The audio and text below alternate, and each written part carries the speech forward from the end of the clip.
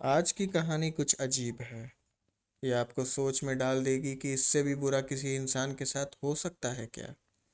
ये आपको आपके करीबी रिश्तों पर दोबारा से सोचने पे मजबूर कर देगी कि यदि आप कोई ऐसी अवस्था में आ जाएं जहां आप किसी के कुछ काम के ना रहें, तो क्या इस अवस्था में आपके अपने आपकी देखभाल करेंगे। जिंदा रहने में और ज़िंदगी जीने में फ़र्क है, ये बतलाएगी आपको आज की अरुणा शानबाग की कहानी। 2011 में एक जर्नलिस्ट मुंबई के मशहूर KEM हॉस्पिटल में अरुणा शानबाग को मिलने आती है। ये जर्नलिस्ट को अरुणा के साथ हुई घटना के बारे में बुक लिखनी थी। जर्नलिस्ट को अरुणा को देखते ही उसका दिल दहल जाता है। अरुणा को देखकर वो 2 से 5 मिनट कुछ बोल ही नहीं पाती। बस उससे देखकर सोचती है कि काश उसके पास कोई शक्ति होती तो वो अरुणा को आम जिंदगी जीने दे देती, या फिर उसके लिए भगवान से मृत्यु ही मांग लेती। अरुणा की देखभाल करने के लिए एक नर्स आती है, तो वो जर्नलिस्ट उसे रुका देती है और अरुणा की कहानी पूछने लगती है। ये देखकर एक और नर्स आकर वहाँ बैठ जाती है और सब थोड़ा थोड़ा वो जर्नलिस्ट को अरुणा शानबाग की ये कहानी बताते हैं। 1948 में कर्नाटका के हल्दीपुर गांव में अरुणा का जन्म होता है। गांव में अरुणा के साथ उसके घर में 60 से 8 रिश्तेदार रहते हैं, जिनमें उसके भाई बहन भी रहते हैं। इतने भाई बहनों में अरुणा सबसे चतुर और तेज रहती है। हल्दीपुर में 8वीं तक अपनी पढ़ाई पूरी करके अरुणा मुंबई आ गई। अरुणा बड़ी मेहनती थी। वो चाहती थी कि वो मुंबई आकर अपने सपने पूरे करे। अरुणा का सपना एक नर्स बनने का था। इसीलिए शुरुआत में अपनी बहन के ससुराल में रहने के बाद अरुणा हॉस्टल में शिफ्ट हो जाती है और फिर अपने नर्स की पढ़ाई शुरू कर देती है मुंबई में। अरुणा मेहनती तो थी ही, वो बड़े अच्छे से अपने नर्स की पढ़ाई पूरी करके मुंबई के किंग एडवर्ड मेमोरियल, जो कि एक बहुत ही फेमस हॉस्पिटल है, KEM हॉस्पिटल, उसमें काम करना शुरू कर देती है। KEM हॉस्पिटल एक गवर्नमेंट हॉस्पिटल था, तो अरुणा के लिए ये बड़ी अच्छी शुरुआत थी अपने करियर के लिए। 1971 में Aruna as a junior nurse वहाँ काम करने लगी और पूरे दिल से अपना काम करती थी। अब ये KEM हॉस्पिटल गवर्नमेंट होने के साथ साथ काफ़ी बड़ा हॉस्पिटल था और इसमें कई विंग्स थे। ऐसे ही एक विंग में कुत्तों को रखा जाता था। ये विंग में कुत्तों पर अलग अलग दवाइयों के साथ एक्सपेरिमेंट होता था। तो जब Aruna as a junior nurse हुई, तो उसकी एक ड्यूटी ये भी थी कि वो कुत्तों को दवाई देना उसकी जिम्मेदारी बन गई। अरुणा शिद्दत से अपना काम करती और इसलिए डॉक्टर और नर्स के बीच में उसमें काफ़ी नाम बना लिया था। इसी बीच वो वहाँ के एक डॉक्टर से नज़दीक भी आ गई। दोनों में प्यार हुआ और शादी भी तय हो गई। कुछ 2 साल यानी 1971 से लेकर 1973 तक अरुणा KEM में काम कर रही है। 1974 यानी 2 महीने बाद ही अरुणा और उनके प्रेमी डॉक्टर की शादी भी होने वाली है, उनके मंगेतर की। अरुणा की ज़िंदगी मानो एकदम सही ट्रैक पे थी। जहाँ कुत्तों का एक्सपेरिमेंट के लिए रखा जाता था, वहाँ एक वार्ड बॉय कम स्वीपर को रखा जाता है। उसका नाम सोहन लाल वाल्मीकि है। कुछ महीनों से सोहन लाल यही KEM में काम कर रहा था। वो यूपी का रहने वाला था और मुंबई में अपनी रोज़ी रोटी कमाने आया था। सोहन लाल का काम होता है कुत्तों की देख रेख करना, उसके रहने की जगह साफ करना, उनको खाना खिलाना, उनकी साफ सफाई करना। अब ऐसा कहा जाता है कि सोहन लाल काम चोरी करता था। कुछ महीने हुए थे सोहन लाल को यहाँ आकर, लेकिन काम जैसे वो ढंग से करता ही नहीं। अरुणा सोहन लाल की सीनियर है, तो वो सोहन लाल को चिल्लाती, क्योंकि अरुणा देखती थी कि सोहन लाल साफ सफाई ठीक से नहीं कर रहा और कुत्तों का खाना जो आता था वो सोहन लाल चुरा लेता था। इस बात पर से अरुणा और वो सोहन लाल में हमेशा तू मैं होती रहती थी। सोहन लाल को ये बात पर बहुत गुस्सा आता कि अरुणा उससे इस तरह कैसे चिल्ला सकती है। और एक दिन ऐसा आया जब सोहन लाल की सास बीमार थी, उसे यूपी कुछ दिनों के लिए जाना था, तो वो अपनी सीनियर अरुणा को इस बारे में पूछता है। अरुणा सोहनलाल को छुट्टी देने से मना कर देती है। वो कहती है कि तुम ऐसे ही ठीक से काम नहीं करते, तुम्हें छुट्टी नहीं मिलनी चाहिए। और अगर तुमने बिना बताए छुट्टी ली तो मैं अपने सीनियर्स को तुम्हारी रिटर्न कंप्लेंट दूंगी। ये सुनकर सोहनलाल एकदम आग बबूला हो जाता है और उसने इस बार कुछ बड़ा करने की सोची। उसने अरुणा को सबक सिखाने का सोचा। तो उसी दिन यानी 27 नवंबर 1973 की रोज़ की तरह अरुणा अपनी ड्यूटी करके बेसमेंट में चली जाती है। वो रोज़ अपनी शिफ्ट पूरी होते ही बेसमेंट में जाकर अपने कपड़े बदलती और हॉस्टल चली जाती थी। और उस दिन भी वो वही करती है। लेकिन सोहनलाल गुस्से में आकर बदला लेना चाहता है, तो सोहनलाल अरुणा के पहले ही बेसमेंट में जाकर छिप जाता है। और जैसे ही अरुणा वहाँ आती है, वो कुछ मिनटों में वो अरुणा के सामने आ जाता है और फिर वहाँ अरुणा के साथ हाथापाई करने लग जाता है। अरुणा भी अपने आप को बचाकर सोहनलाल को मारने की कोशिश करती रहती है कि सोहनलाल उस पर हावी होकर उसका रेप करने की कोशिश करता है। अरुणा पूरे दिन काम करके थकी रहती है, लेकिन अपने आप को बचाने की वो पूरी कोशिश करती है। क्योंकि सोहनलाल कुत्तों की देखभाल का काम करता है, तो दुष्ट सोहनलाल के पास कुत्तों को बांध कर रखने वाली चेन रहती है। अपने जेब से वो चेन वो निकालता है और अरुणा के गले में डालकर उसे जोर से कस लेता है। गले पर चेन के दबाव से अरुणा धीरे धीरे बेहोश होने लगती है। उसमें अपने आप को बचाने की क्षमता मानो ख़त्म सी हो रही हो और धीरे धीरे वो आँख बंद कर लेती है। सोहनलाल ने जो कुत्तों की चेन अरुणा के गले में डाली, वो चेन से अरुणा के गले की नस दब जाती है, जिससे उसके ब्रेन तक ब्लड सप्लाई बंद हो जाता है। यहाँ अरुणा बुरी अवस्था में आ जाती है और दूसरी तरफ से दुष्ट सोहनलाल को क्रोध जैसे ख़त्म ही नहीं हो रहा हो। वो अरुणा को बेहोशी की हालत में ही उसका रेप कर देता है और वो उसे वैसी ही हालत में वहाँ छोड़ देता है। अरुणा अपनी आंख बंद कर बेहोशी में वहीं 10 से 11 घंटे पड़ी रहती है। क्योंकि रात का समय था, वहाँ कोई भी नहीं आता। वो बेचारी ऐसी ही हालत में हॉस्पिटल में रह कर भी अपने लिए मदद नहीं मांग पाती।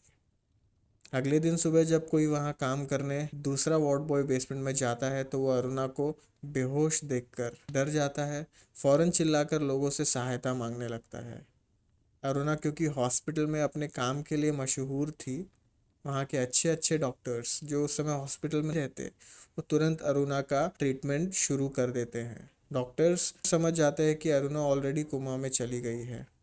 अरुणा का कुछ टेस्ट भी करते हैं, जिससे उन्हें पता चलता है कि वो कुत्ते के चैन से अरुणा का गला बहुत ज़ोर से दबाया जा चुका है और उसके दिमाग में ऑक्सीजन न जाने की वजह से उसकी ये हालत हुई है। कोमा के साथ अरुणा का शरीर पैरालाइज भी हो जाता है। कल तक जो अपनी शादी के ख्वाब सजा रही थी, आज वो ऐसे हालत में रह जाती है कि उससे ना कुछ सुनाई देता है और ना कुछ महसूस होता है। वो महज एक जिंदा लाश बनकर रह गई थी। जिस डॉक्टर से अरुणा की शादी होने वाली होती है, जब वो हॉस्पिटल आते हैं, वो अरुणा को देखकर एकदम शॉक हो जाते हैं। उन्हें समझता ही नहीं कि मेरे प्यार के साथ क्या हो गया। वो खुद एक डॉक्टर हैं, वो खुद समझ जाते हैं कि अरुणा अब सिर्फ एक जिंदा लाश है, लेकिन वो अपने दिल को ये समझा नहीं पाते। वो मानो उसे ऐसा देखकर टूट सा जाता है। धीरे धीरे ये न्यूज़ आग की तरह फैलने लगती है। मुंबई के कई हॉस्पिटल्स के नर्स अपने सेफ्टी को लेकर आवाज़ उठाने लगते हैं। वो नहीं चाहते कि जैसा अरुणा के साथ हुआ वैसा उनके साथ उनके सपने में भी हो। ये सब गवर्नमेंट नर्सेस को आश्वासन देती है कि ऐसा दोबारा नहीं होगा। गवर्नमेंट अपने तरफ से हॉस्पिटल्स में सिक्योरिटी भी बढ़ा देती है। अरुणा का केस मीडिया और लोगों में इतना उछल जाने की वजह से पुलिस पर भी दबाव आता है गुनहगार को ढूंढने के लिए। क्योंकि सोहनलाल ये कांड होने के बाद से गायब रहता है, तो पुलिस को पूरा शक सोहनलाल पर ही आता है। सोहनलाल जल्दी पुलिस की गिरफ्त में आ जाता है और कोर्ट के सामने पेश किया जाता है। कोर्ट में सोहनलाल को 14 साल के जेल की सज़ा सुनाई जाती है। लेकिन आप हैरान हो जाएंगे ये सुन के कि सोहनलाल को सिर्फ अटेम्प्ट टू मर्डर और चोरी के लिए सज़ा होती है। 7 साल मर्डर की कोशिश के लिए और 7 साल चोरी के लिए। क्योंकि सोहनलाल ने अरुणा का गला दबाने के बाद उसके कान की बाली और उनके कुछ सोने के चीज़ शरीर से चुरा लिए थे, लेकिन रेप की कोई सज़ा नहीं हुई थी। ऐसा बोला जाता है कि रेप के बारे में पुलिस ने अपनी रिपोर्ट्स में लिखा ही नहीं, जिक्र नहीं किया, क्योंकि किसी को ये बात पता ही नहीं थी। हॉस्पिटल के मेडिकल रिपोर्ट में भी साफ था कि अरुणा के साथ बलात्कार हुआ है, लेकिन सोहनलाल को इस चीज़ के लिए कोई सज़ा नहीं मिलती। 27 नवंबर 1973 से अरुणा को केईएम हॉस्पिटल में ही रखा गया। अरुणा की तबीयत वैसे की वैसी ही थी, न बोल पाती, न सुन पाती, न किसी को अपने दिल का कोई दुख बांट पाती।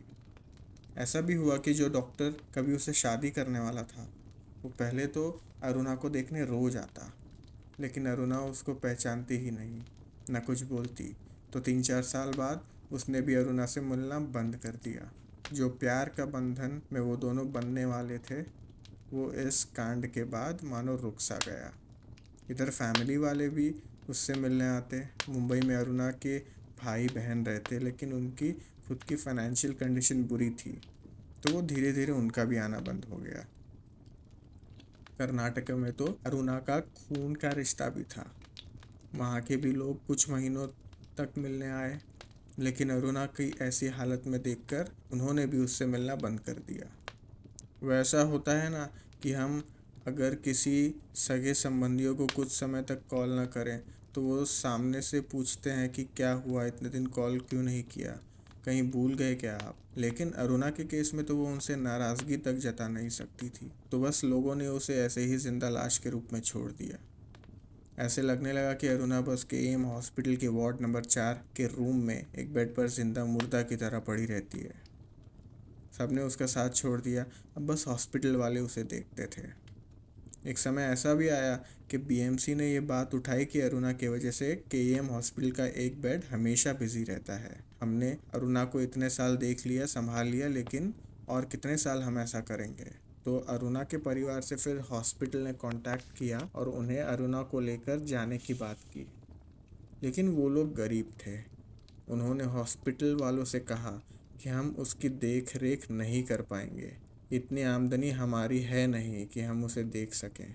इस पर बीएमसी वाले अरुणा को हॉस्पिटल से निकालने के पीछे थे और दूसरी तरफ अरुणा के परिवार वाले उसे लेने तैयार नहीं थे। सभी को अरुणा के बारे में पता था।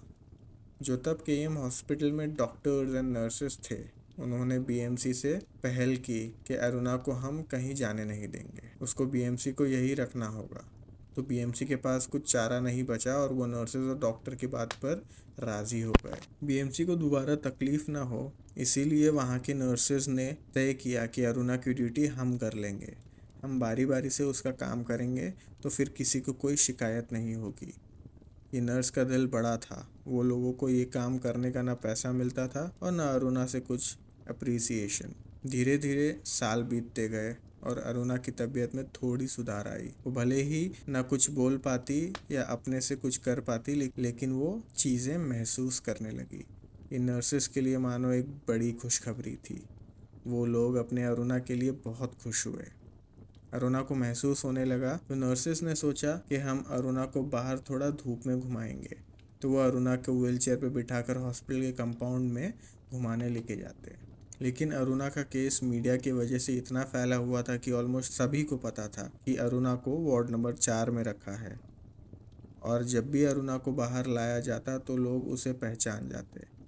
जब अरुणा देखती कि लोग उसकी तरफ इशारा कर रहे हैं, उसे लगता कि वो उस दिन उसके साथ हुए बुरी घटना पे बात कर रहे हैं, इसलिए वो छटपटाने लगती। अरुणा को बुरा लगता, इसीलिए नर्सेस उसे बाहर ले जाना बंद कर दिया। वो लोग अरुणा के वार्ड के खिड़की पर भी पर्दा लगा कर रखते, क्योंकि आने जाने वाले लोग अरुणा को देखकर बार बार वार्ड में झांकते और ये सबसे अरुणा को तकलीफ होती। जो उसके साथ हुआ था वो घाव इतना गहरा था कि वो इतने साल हो जाने पर भी उसे भुला ना सकती थी। ये पूरी कहानी सुन के जर्नलिस्ट मानो एकदम शांत हो जाती है। उसके दिल में अंदर से रोने की भावना आती है, लेकिन वो अपने आप को रोक लेती है। वो सोचती है कि अरुणा को ऐसी ज़िंदगी से बेहतर मौत ही है। इतने साल, 48 साल वो ऐसे ही लाश बन कर रही है। इससे अच्छा कि अरुणा अपना प्राण छोड़ दे। तो वो नर्सेस का शुक्रिया करती है और वहाँ से चली जाती है। लेकिन जाते ही वो सुप्रीम कोर्ट में अरुणा के लिए इच्छा मृत्यु की इजाज़त मांगती है, यानी कि मर्सी किलिंग, यूथनेशिया। जर्नलिस्ट की बातें भले ही थोड़ी अजीब थी, लेकिन उसका कहना ये था कि ऐसे रहकर अरुणा बस दर्द में है, इससे अच्छा उसे इस ज़िंदगी से छुटकारा मिले। ये अपील कोर्ट में चलती रहती है। इधर अरुणा नर्सेस की देख रेख में थी। नर्सेस उसे बच्चे जैसा पालते, उसके बाल बनाते, उसे नहलाते, उसके नाखून काटते, दिन भर उसकी बेडशीट चेंज करते, उसे साफ सुथरा रखकर उसको बीच बीच में नहलाते और पाइप के द्वारा खाना खिलाते। परिवार के लिए अरुणा नई नई सी हो गई थी, लेकिन नर्सेस के लिए वो परिवार बन गई थी। 1 जून जो अरुणा का बर्थडे रहता, वो नर्सेस उनके साथ सेलिब्रेट करते।